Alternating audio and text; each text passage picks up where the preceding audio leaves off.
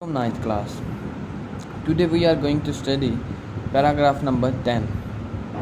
and after that paragraph we will discuss the exercise of lesson number 1, because it is the last paragraph of our first lesson, the savior of mankind. Okay, let's discuss. Such a through transformation, اس مکمل تبدیلی میں of a man, انسان کی and society اور معاشرے کی owes to رسول اللہ صلی اللہ علیہ وسلم، رسول اللہ صلی اللہ علیہ وسلم کے مرہون منت، deep faith in Allah Almighty، ان کے پختہ ایمان، ان کے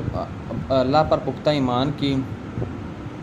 to his love for humanity، انسانیت کے لیے محبت کی، and the nobility of his character، اور ان کے عظیم سیرت کے یا عظیم و شان جو ان کا کردار ہے ان کے. such a through transformation of a man and society owes to رسول اللہ صلی اللہ علیہ وسلم deep faith in Allah Almighty, to his love for humanity, and to the nobility of his character. انسان اور معاشرے کی ایسی تبدیلی رسول اللہ صلی اللہ علیہ وسلم کے اللہ پر پختہ ایمان، انسانیت کے لیے محبت اور ان کے عظیم و شان کردار کی مرہون منت ہے. ٹھیک ہے.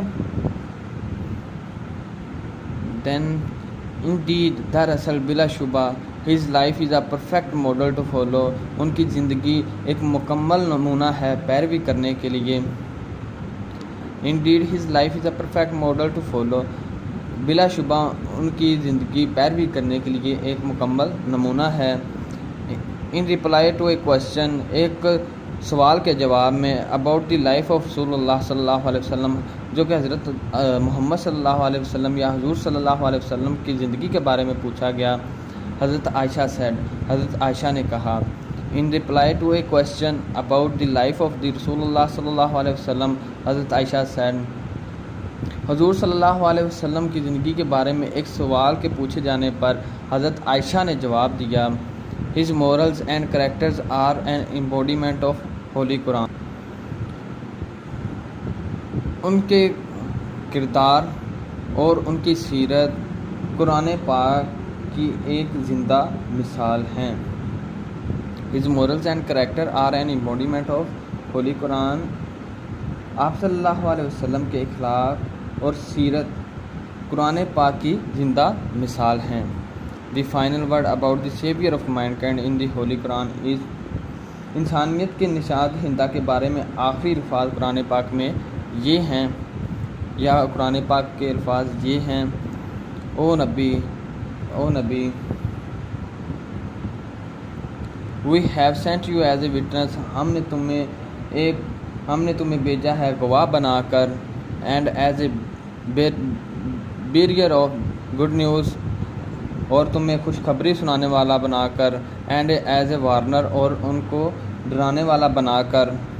and as the one inviting to Allah by his permission، اور اللہ کی اجازت سے اس کی طرف دعوت دینے والا، and as a light giving torch، اور روشن چراغ بنا کر. او نبی surely we have sent you as a witness and as a bearer of good news and as a warner، اے نبی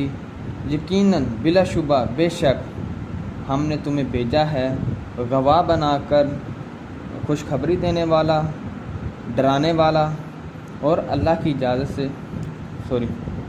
and as the one inviting to Allah by his permission and as light giving torch، اور اللہ کی اجازت سے ان کی طرف دعوت دینے والا اور روشن چراغ بنا کر. تو یہ ہے آپ کا